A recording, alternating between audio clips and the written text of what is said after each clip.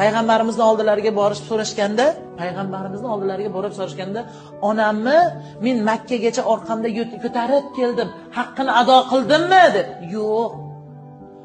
Ka'bani atrofini 7 marta aylanib chiqdim onamni ko'tarib, haqqini ado qildimmi? Yo'q.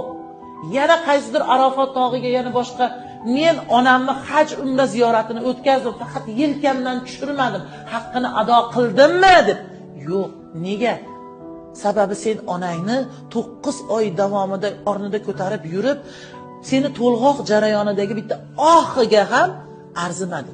Bitta oh deganiga mana shu sen shuncha qilgan ishing bitta ohiga yetadi. Tasavvur qiling, bizni onamiz 9 oy qornida ko'tarib yurgan. Bu ikki dunyo o'rtasida turib bizni dunyoga keltirgan. Ikki dunyo o'rtasida yo u yoqqa ketish kerak, yo bu yoqda qolish kerak. U yoqqa ketganda siz onasiz bo'lardingiz hozir. Bu yoqda qolganligi uchun siz yashayapsiz. Bu yoqda qolganligingiz uchun yashayapsiz.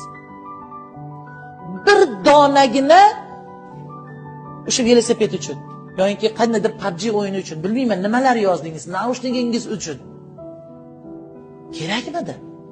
Bu bizni onamiz, bu bizni otamiz, bu bizni ustozimiz.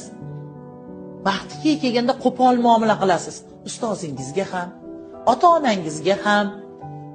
Tabiiy holat. Chunki siz o'smir